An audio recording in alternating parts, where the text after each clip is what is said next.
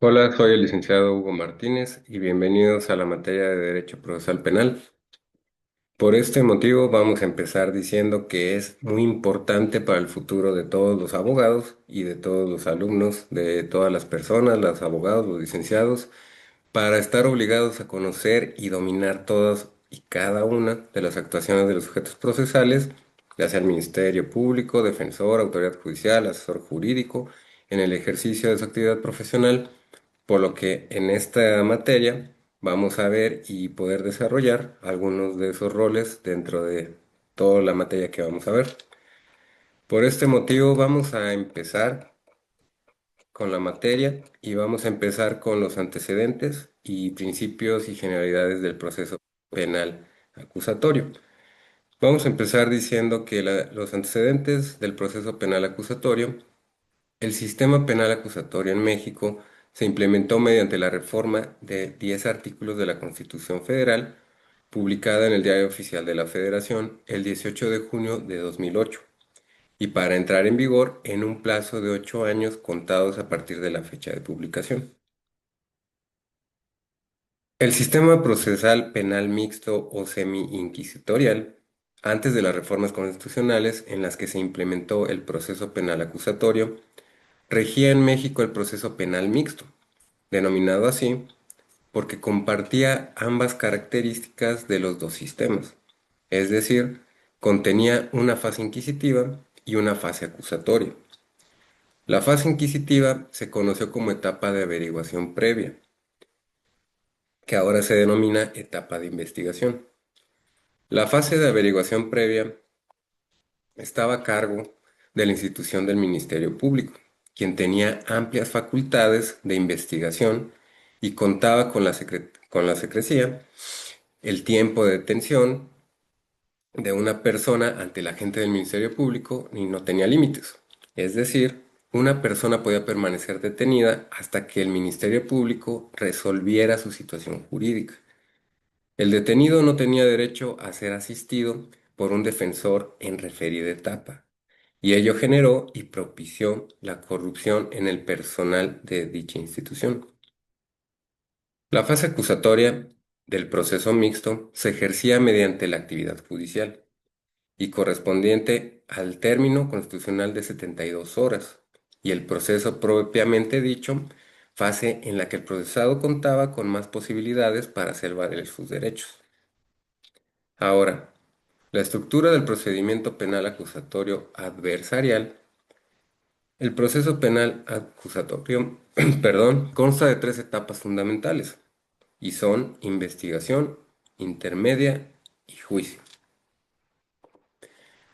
La etapa de investigación comprende dos fases, la investigación inicial e investigación complementaria. La primera se inicia con la presentación de la denuncia o querella y termina cuando el imputado queda a disposición del juez de control para que se le formule la acusación. La investigación complementaria comprende desde la formulación de la imputación y concluye con el cierre de la investigación.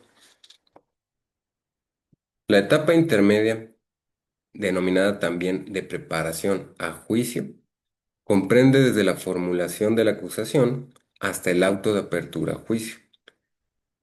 En esta fase, el Ministerio Público, mediante escrito, formula y ejerce la acción penal ante los tribunales. Recibida la acusación, el juez de control, mediante copia de la acusación, notificará a las partes. Posteriormente, el juicio oral. Y en esta etapa comprende desde que el tribunal de enjuiciamiento recibe el auto de apertura a juicio hasta que se dicte la sentencia definitiva. Entonces, tenemos que la etapa de investigación, Ministerio Público, la etapa intermedia, juez de control, y etapa de juicio, tribunal de enjuiciamiento. Ahora, vamos a hablar sobre el proceso penal. Y el objeto del proceso penal tiene por objeto el esclarecimiento de los hechos, proteger al inocente, procurar que el culpable no quede impune y que el daño causado por el delito se repare. La finalidad del objeto del proceso penal en sí es la impartición de justicia penal, como lo estableció el constituyente permanente en los artículos 14 y 16 de la Constitución Federal. En otras palabras, la finalidad del objeto del proceso penal es hacer efectivo la garantía de que nadie puede ser privado de su libertad, sino mediante el proceso en que se cumplan las formalidades esenciales del procedimiento y conforme a la legislación procesal penal. Ahora, los fines del proceso,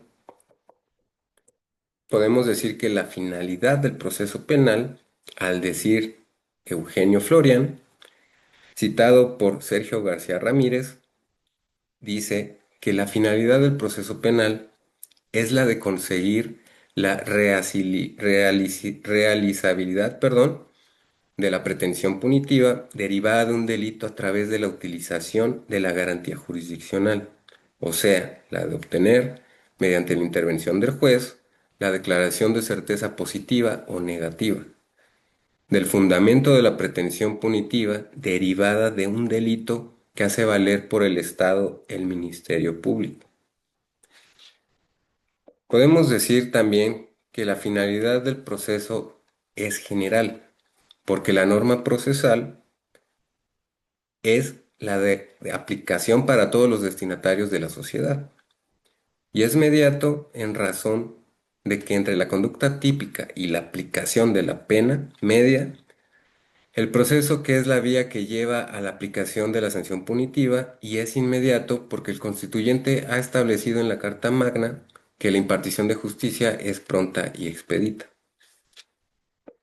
Los fines específicos, podemos decir, del proceso penal consisten en la impartición de justicia penal, imparcialidad, aplicación de los principios que rigen el proceso y resolver los conflictos que surjan en la comisión de un delito.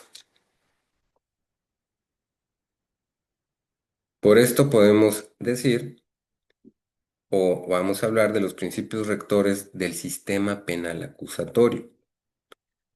Los principios rectores son la inmediación, igualdad de las partes, imparcialidad, publicidad, concentración, continuidad, presunción de inocencia, debido proceso, prohibición de doble enjuiciamiento.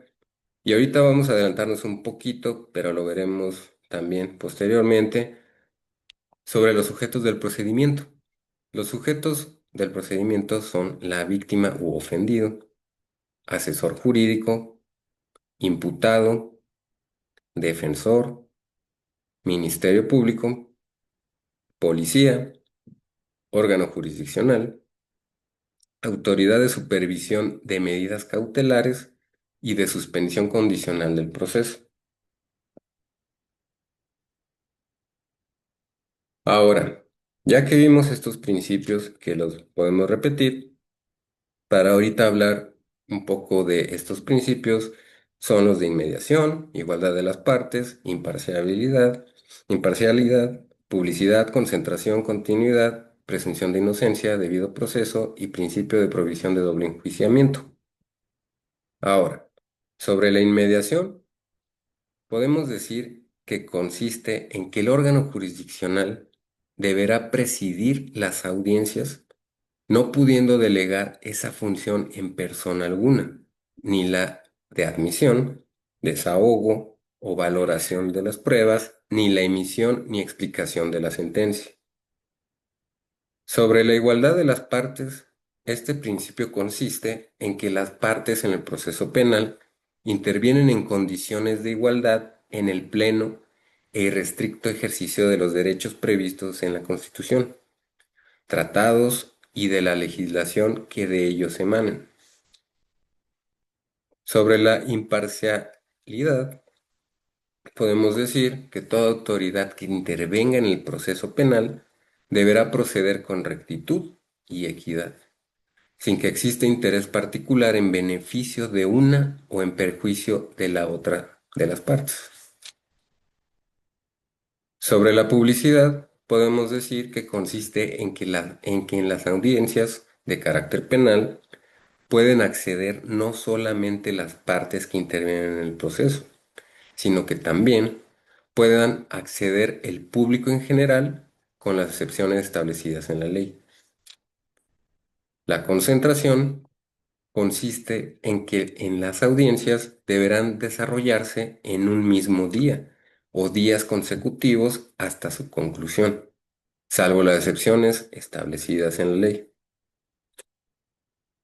Sobre la continuidad, podemos decir que se refiere a que las audiencias serán continuas, sucesivas y secuencial, con las excepciones particulares establecidas en la ley.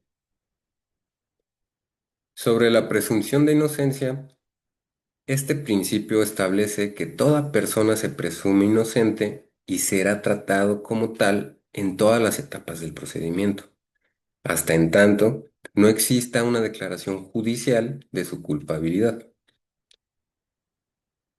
El debido proceso nos dice que a ninguna persona podrá privársele de la vida o libertad, sino mediante juicio seguido ante los tribunales previamente establecidos, en el que se cumplan con las formalidades esenciales del procedimiento.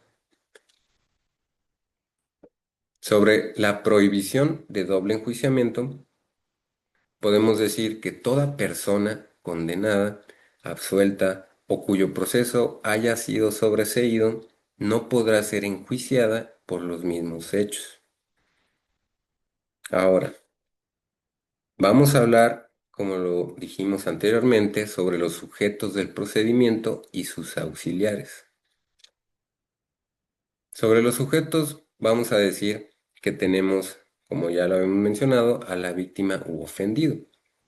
Y la víctima es la persona que resiente de manera directa la afectación producida por la conducta delictiva. Es decir, en el delito de homicidio es el occiso y por ofendido se refiere a la persona física o moral titular del bien.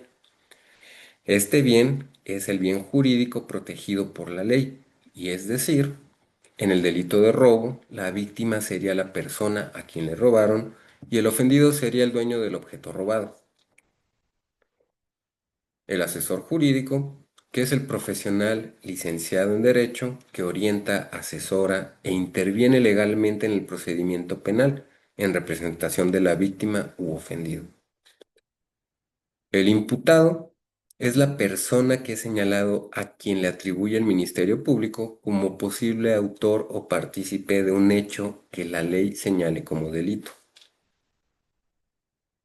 El defensor es el profesional en derecho que representa y asesora al imputado o procesado en defensa de sus derechos durante todo el procedimiento penal. Puede ser público o privado.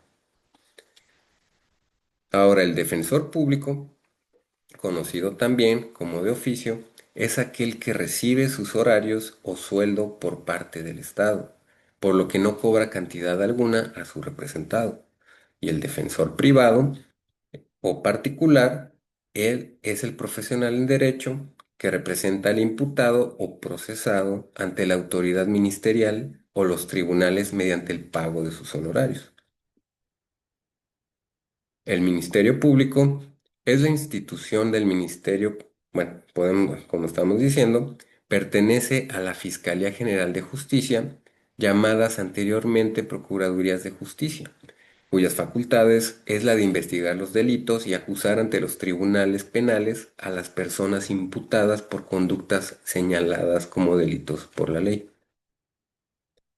Ahora vamos a terminar esta cápsula y vamos a seguir con los sujetos y vamos a continuar con la policía, el perito, consultor técnico para seguir hablando un poco sobre ellos y desglosarlos en la siguiente cápsula.